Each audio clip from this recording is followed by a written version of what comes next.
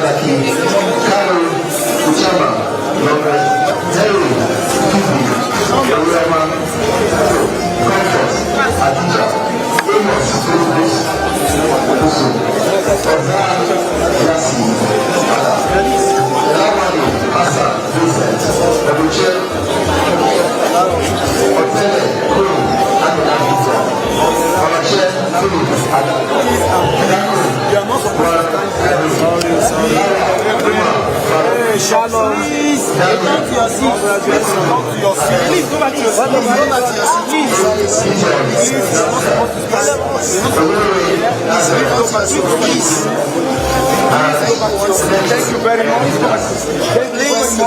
seat. Please go back to your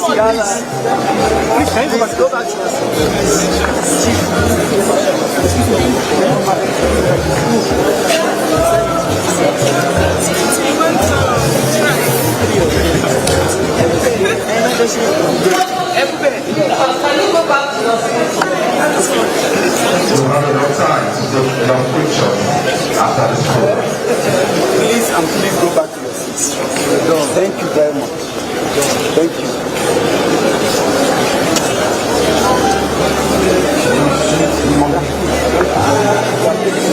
Can we clear the eyes? Can we clear the eyes?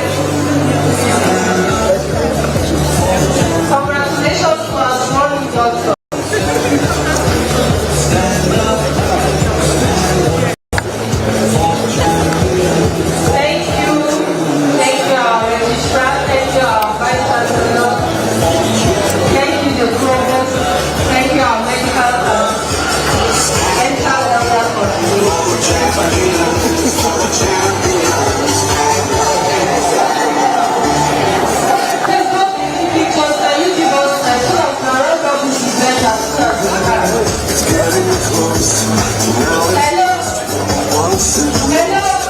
It's just like that.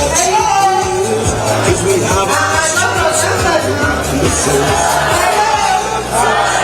can't you see? Good afternoon once again. I want to let you know that we are still here for the induction ceremony of newly qualified medical doctors of the University of Trust.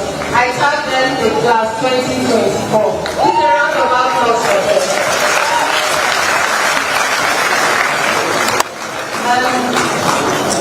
There's something I usually do each time I am on the podium like this.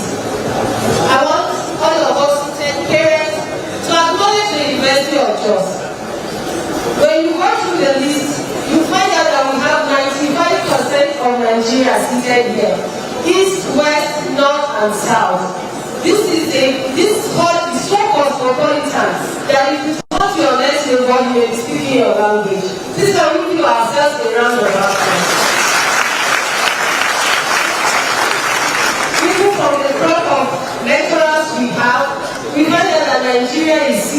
here today. Please, a round of applause for the management of the Induction. We also need to acknowledge our royalties that are here present. These people sit down day and night to ensure our safety here. Please, a round of applause for them. To my program, it's just that there is no way we could turn your work for you to understand what you went through to see that all this progress you recorded. You will know because you sit down in your houses and expect that things work. But it's a lot of hard work, I tell you. A lot of hard work, a lot of long meetings, boring meetings like that, but you have to see through. This is a lot of applause for the management of College of Health Sciences. To our host, the Jobs University Teaching Hospital. I have known the CMD even when he was the CMAC. Each time we have an event here, the CMAC is here. I thought he was going to think when he becomes the CMT. No, he is here with us. He was here last year, he was here the year before last. Please, a round of applause for him. At this point, we are going to listen to our medical elder. We are going to invite Dr. Pastor Paul Eneche to the program.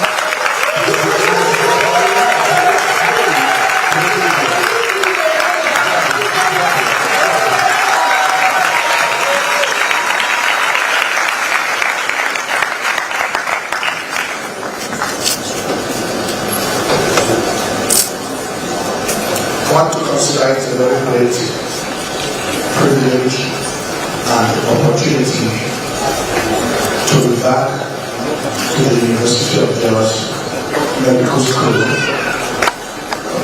after 30 years.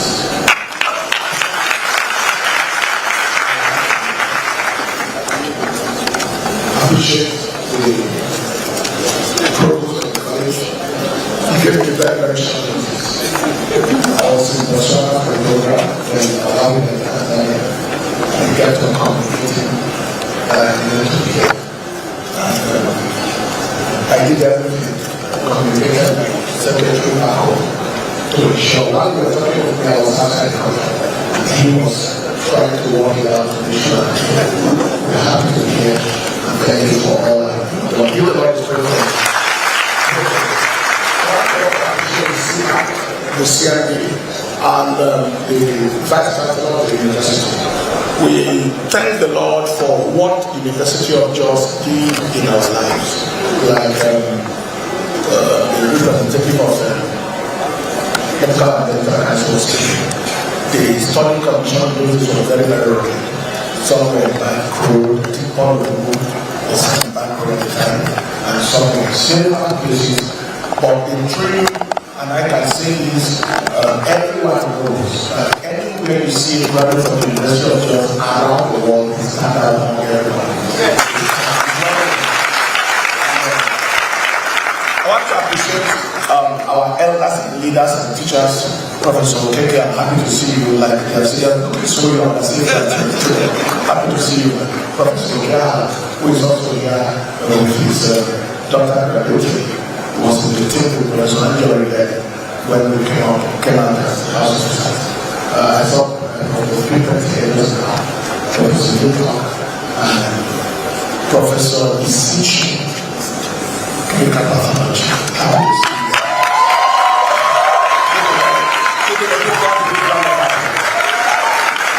Very shortly, I want to speak to our graduates, doctors, templates on what I have titled making the most of your life.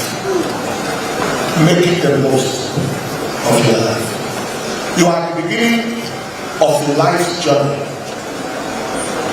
A journey in one of the most prestigious professions that exists.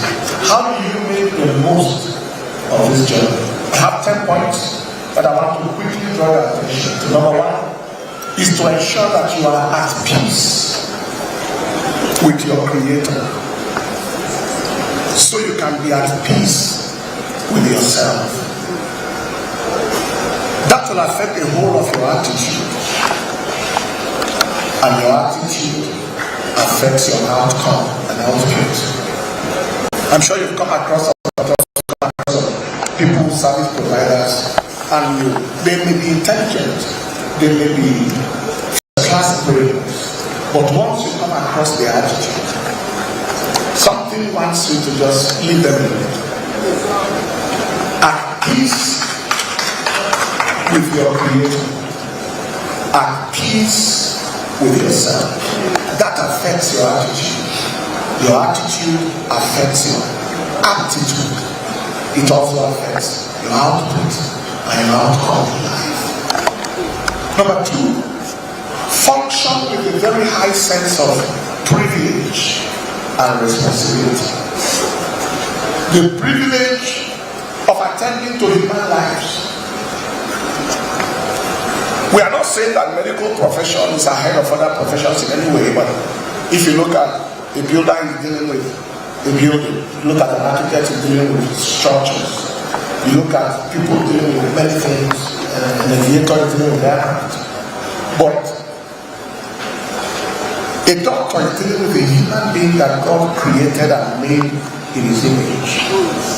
The privilege for someone to tell you all his life story or to tell you secrets that he may not tell any other person is a privilege and a responsibility that must be handled with the highest sense of respect, honor, and dignity, bearing in mind that you could be the person that is looking for such help. Function with a very high sense of privilege and high sense of responsibility. Number 3, always place yourself in the shoes of your patients. How would you want to be treated? How would you want to be handled if you are in need? If you are in pain? If you are desperate? When we think like this, we stop seeing patients as cases, but we see them as people, human beings. Human beings that crave affection. They crave attention. You know, in the internet age today and the social whatever today, it's possible to be attending to the patient and you're still playing with your phone or still trying to answer a call, still trying to do this and that. As the person is sitting right in front of you and you say, doesn't this person care that I'm in pain? Doesn't this person care that I have a problem? How would you love to be listened to if you want to be listened to? You see, most human beings don't care whether you have the immediate solution, but they care whether you have their attention, whether you have their time. This is very, very important. Place yourself in the shoes of the patients. And fourthly, give your very best, as we've just been told, the very best of what you have, holding nothing back that will be profitable to the person in front of you. That is if it includes referring to a higher expertise, which is normal in the medical practice. Give the very best to the patient. The best of life answers to the best of man. Life is a seed. What we sow determines what we reap. If you sow average, you reap mediocrity at the end of your life. But if you sow the best, you reap excellence. You give your very best. Number 5, be that doctor that people look forward to encountering. There are doctors that people don't want to encounter. I'll give you an example. A woman told me a very terrible story. They were trusting God for children for many years, and they met this gynecologist who, I think they did some assisted fertilization procedure. And then for something, after a while it looked like he failed. And they came to this emotionless doctor, I would say. So Madam, how far? Well, I'm seeing this and that, it thinks I'm bleeding and so on. Well, It means you can fail. Go and try your best. And these people have been trusting God for almost 20 years. They felt broken. Even if this thing fails, is that how to say it? You don't feel our pain. It's very, very important that we be that doctor with positive impression of people, with positive impact and imprint on people. And it goes all the way. Number 6, keep sharpening your skills and improving your life. The worst disservice you can do to your life is to die less than what the best you can become. Is to end this life short of what potential God put in you. Keep sharpening. Don't stop short of becoming the best possible you can become. Don't do your life the disservice of being anything less than what you can become in life. I met a sonologist many years ago, and this person was the sonologist to go to any day, anything. I mean, he was so fast. And he told me, he said he went to like 6 different places for training around the world, including somewhere in Asia, where someone who had 7 different PhDs on ultrasound. He went to learn and study under that person. By the time he came back, he was the person to go to. He was the person to go to everywhere. He sharpened his skill until he became the very best in his field. Keep sharpening your skill. Number 7, place making a difference above making a living. Those who make a living are plenty, but those who make the difference are few. Yes. Ensure that for as long as your life exists, let your impact be more important than your income. Yes. Who are you impacting? Who is touched? Who is that person that has met a doctor you will never forget for life?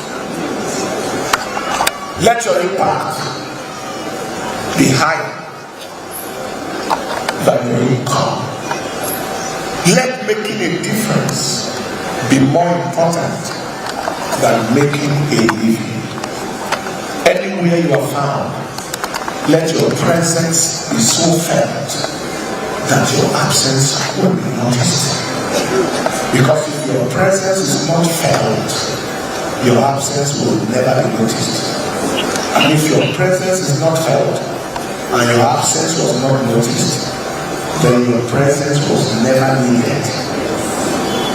There are those who are just trying to make some money.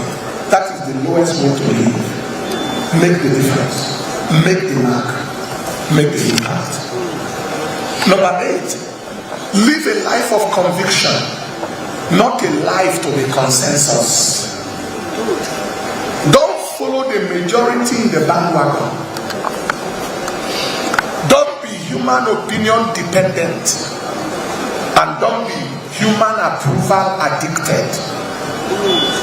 Be a person of conviction. Don't do things because that is what the majority are doing. What the majority of people would like to do is to run away out of Nigeria. Everywhere. And people are running everywhere. But this Professor Caleb ran away. And Professor Caleb ran away. And Professor Keke ran away. All the professors here. And they all ran. Who would have trained you? That's right. So it is important. It is possible that you may have a conviction or a calling to do things here or there, but don't do them because that is what people are doing. I see people, and so it's so sad. I mean, I feel so sad when I see a professor being like you and go all the way to America and then start from scratch. I heard a woman who was a professor of anesthesiology from, I think, in the South area. That was many years ago. I think it has changed a bit. She went there, she couldn't find a place. She had to enter the school of nursing. Yes. To practice nursing there. And remain there for almost 70 years. without documents. So husband and wife and children couldn't join her. Marriage apart, everything apart. Because somebody was trying to run to do what everybody was doing. Live the life of conviction, not the life to the consensus. When you flow with the crowd, you get lost in the crowd. Ensure that you stand out in life. Number 9, live with a conscience. A conscience that is void of offense towards God and man. Let your conscience be alive. When people try to involve you in things that violate your conscience, don't. When they are asking for a medical report that is not true, don't. When they are asking for things that are not real, don't.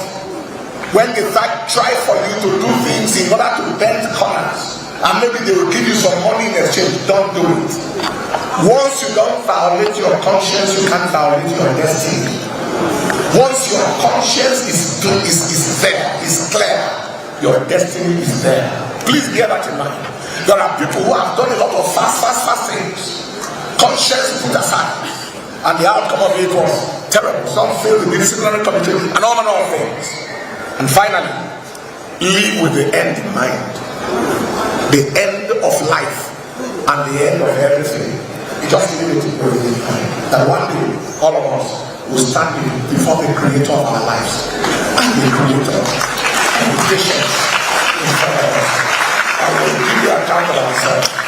We will ask God, did you treat this person the way you would have been treated? The way you handle this situation.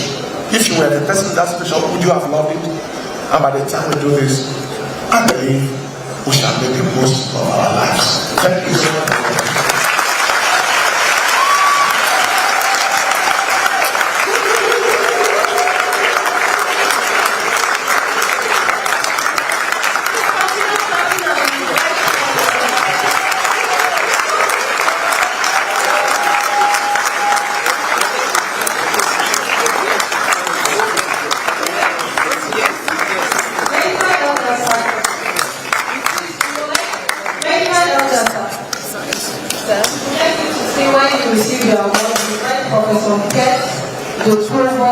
Of the college to present an award to you.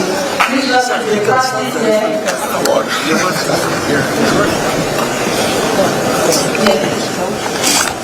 Would like Mrs. Betty, Dr. Betty should also join her husband to receive the award. Please come be seated.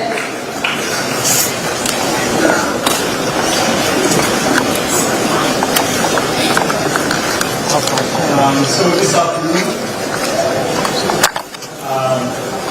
I'm convinced that my persistence has paid off. Your persistence did.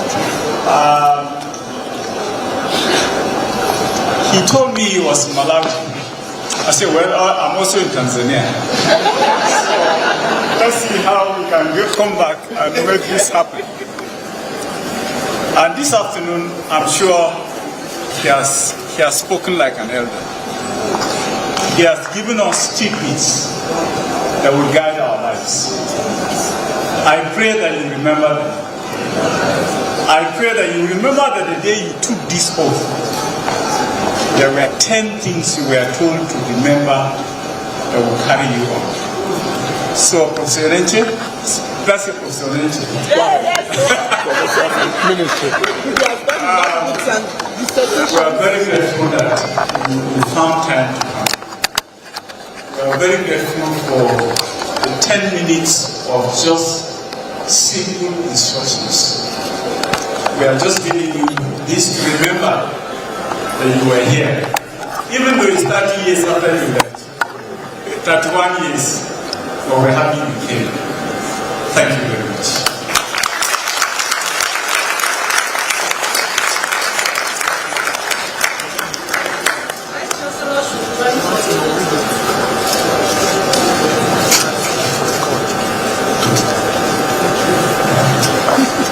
College of Health Sciences, University of Johnson, Joseph President to Newton, award presented to Dr. Paul Mitchell, General Garcia, the Journalist International Medical Elder at the swearing in induction ceremony of the newly qualified medical doctors.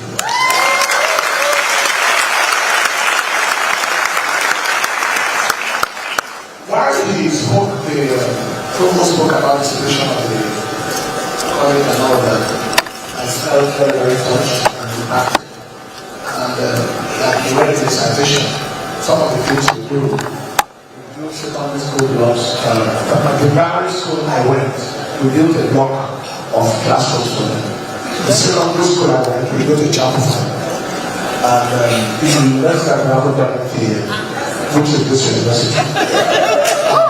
There are no roads in Abuja, you can't even and there, we don't rural electrification and several of such by the enablement of God to us. And so I want to say that if you have very, very critical projects, maybe like a line of them, and they will let you know which of them will be able to be.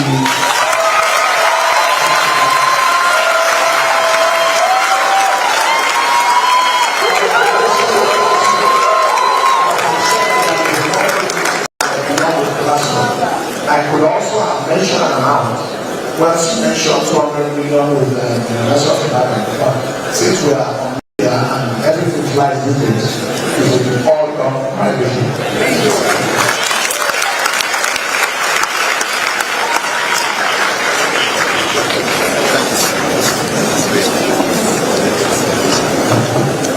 Since we're let's just use this opportunity to call on Children of Faith Joseph, best graduating